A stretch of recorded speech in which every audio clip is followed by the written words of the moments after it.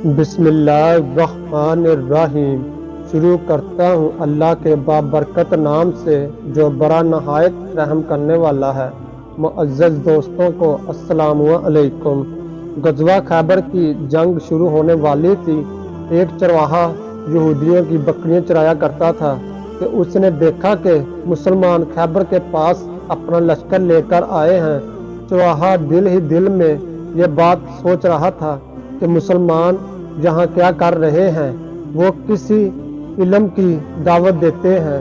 چرواہا بکریاں چراتا ہوا مسلمانوں کے گروہ میں آیا اور پوچھا کہ اے مسلمانوں، تمہارا سردار کون ہے؟ صحابہ کرام رضی اللہ تعالی عنہم نے فرمایا کہ ہمارے سردار حضرت محمد صلی اللہ علیہ وسلم ہے۔ چرواہے نے دریافت کیا کہ وہ کہاں ہے، میں ان سے ملنا چاہتا ہوں۔ صحابہ کرام میں سے کسی نے فرمایا کہ اللہ کے نبی صلی اللہ علیہ وسلم اس خیمے کے اندر بیٹھے ہوئے ہیں۔ جب چرواہا نے خیمے کی طرف نظر کی تو خیمہ کھجور کے پتوں سے بنا ہوا تھا۔ چرواہے کے دل میں آیا کہ اتنا بڑا سردار اس خیمے میں کیسے بیٹھ سکتا ہے۔ وہ یہ بات سوچتا ہوا اللہ کے نبی صلی اللہ علیہ وسلم کے پاس چلا گیا۔ چرواہے نے پوچھا کہ آپ صلی اللہ علیہ وسلم سے سوال کیا، اے اللہ کے نبی صلی اللہ علیہ وسلم، تم کس دین کی دعوت دیتے ہو؟ آپ صلی اللہ علیہ وسلم نے فرمایا کہ ہم دین اسلام کی دعوت دیتے ہیں اور اللہ کو ایک مانتے ہیں جو کل کائنات کا مالک ہے، جہاں دین اسلام کا پیغام پہنچائے آئے ہیں۔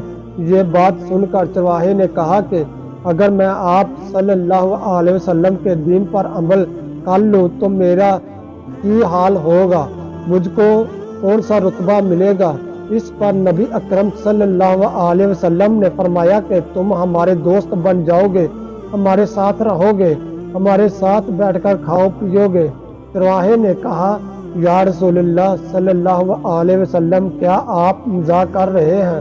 میں تو ایک کم تر انسان ہوں، میرے جسم سے بدبو آتی ہے۔ آپ صلی اللہ علیہ وسلم اور صحابہ کرام کا تو بڑا رتبہ سنا ہے، میں آپ کے ساتھ کیسے رہوں گا؟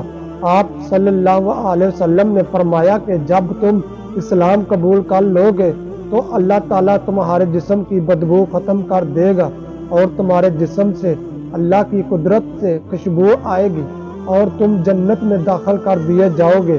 جب چرواہے نے یہ بات سنی تو فوراً اسلام قبول کر لیا۔ اسلام قبول کرنے کے بعد چرواہے نے رسول اللہ صلی اللہ علیہ وسلم سے کہا کہ اللہ کے نبی صلی اللہ علیہ وسلم، اب میں کیا کروں؟ آپ صلی اللہ علیہ وسلم نے فرمایا کہ اب تو نماز کا وقت بھی نہیں ہے کہ میں تم کو نماز قائم کرنے کا کہوں، اور نہ ہی رمضان شریف ہے کہ میں تمہارا روزہ رکھواؤں، اور نہ ہی تم پر زکوٰۃ دینے لازم ہے۔ اس وقت بس تم جہاد میں شامل ہو جا۔ چرواہے نے کہا، یا رسول اللہ صلی اللہ علیہ وسلم، جو بندہ جہاد کے لیے نکلتا ہے اس پر دو چیزیں لازم ہو جاتی ہے، یا تو وہ شہید ہو جاتا ہے یا پھر غازی ہو کر آتا ہے۔ اگر میں شہید ہو گیا تو جنت میں داخل ہو جاؤں گا۔ اس پر آپ صلی اللہ علیہ وسلم نے فرمایا، اگر آپ شہید ہو گئے تو ضرور آپ کو اللہ تعالیٰ جنت میں اعلیٰ مقام دے گا اور تمہارے جسم کی بدبو کو خوشبو میں تبدیل کر دے گا۔ اس وقت جا کر جو بکریاں تیرے پاس کسی کی امانت ہے ان کو واپس کر دو۔ یہاں یہ بات دیکھنے کو ملتی ہے کہ جن لوگوں کے ساتھ آپ صلی اللہ علیہ وسلم جنگ کرنے آئے ہیں ان کی ہی بکریاں ہیں، یہ تو مال غنیمت ہے۔ پر اللہ کے نبی نے فرمایا کہ یہ چرواہا بکریاں چرانے کی تنخواہ لیتا ہے، اس لیے اس کو واپس کر دینا ہی بہتر ہے۔ اس وقت یہ چرواہا اس یہودی کی بکریاں واپس کر آیا اور جہاد میں شامل ہو کر شہید کا رتبہ حاصل کرنے میں کامیاب ہو گیا۔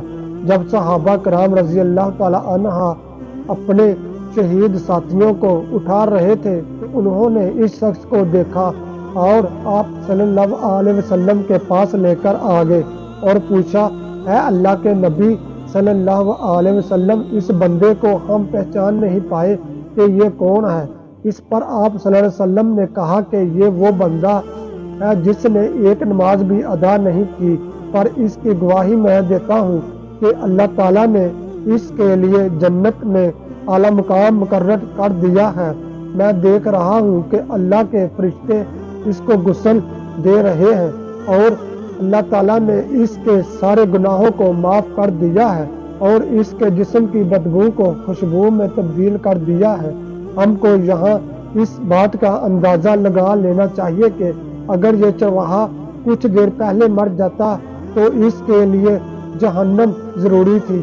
جب وہ ایمان لے آیا اور حضور اکرم صلی اللہ علیہ وسلم کا غلام بن گیا، اس لیے اب اس کو جنت میں اعلیٰ مقام عطا کیا گیا ہے۔ اللہ تعالی ہم کو دین اسلام کی سمجھ عطا فرمائے، آمین۔